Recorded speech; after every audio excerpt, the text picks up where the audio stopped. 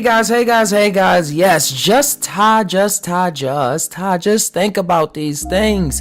This is kite flying day. Kites. What are kites? Look at them just flowing in the sky with the blue backdrop. What do they remind me of?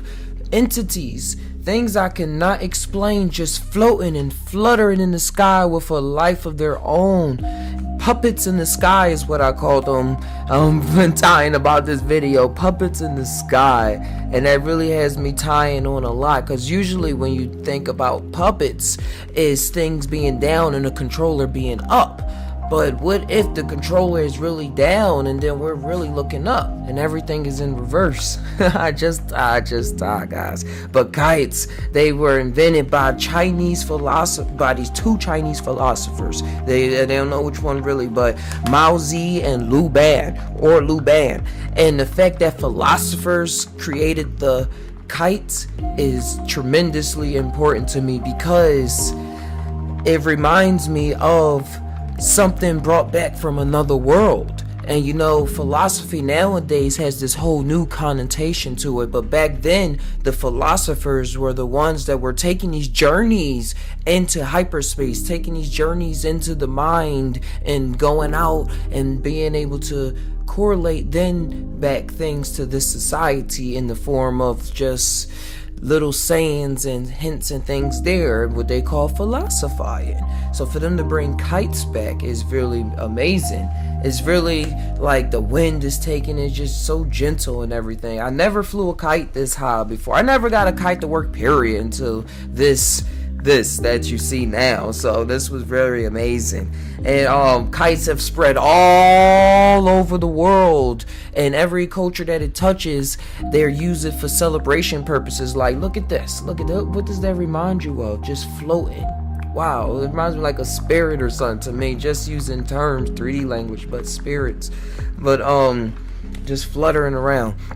But once it hit India, it is used during the Makar Sankranti festival, which is like changing of the solstices to worship the sun god Surya.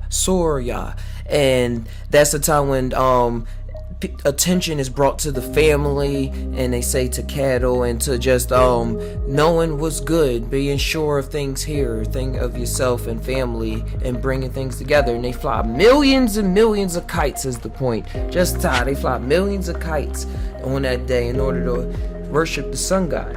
And look at this kite right here, how it just goes and twisting around. That was pretty awesome.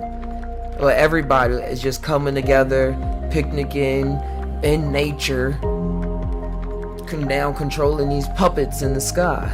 There I go right there.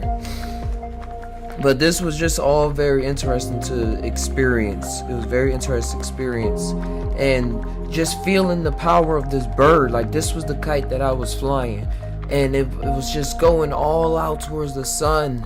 I was able to feel like I was connected to it by that string, as if like that string was our soul connector or something like that. You know what I mean? I was controlling it, but it took along a life of its own. And as y'all see, as it glides past the sun, it was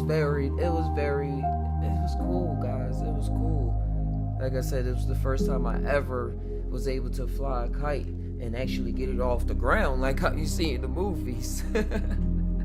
But the feeling, the connectedness of it was empowering and freeing, quite freeing. Because I was connecting with something that was so distant, but still, we were there. We were all there. Just time, guys.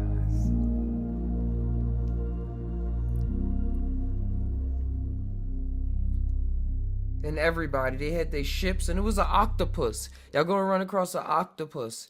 It's a lot of people in the DMT realms, or when you really travel in your psilocybin journeys, you see this octopus creature.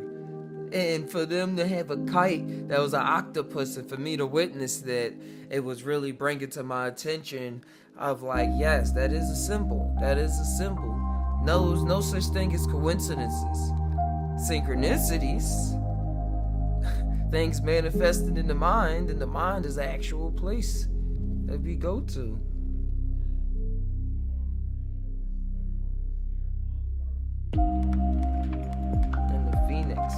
fact that it was like a phoenix-like bird was pretty awesome as well. Okay, the phoenix rises from the ashes. It's very, very powerful. Represents that aspect of us that doesn't really that's not part of the illusion. And that's why it has so much control over it, because it's not a part of it. It recognizes what it is. So it's willing to so-called burn up in your eyes. And then like magic, it just rises back up.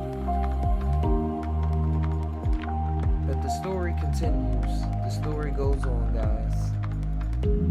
Your story keeps going. Never give up.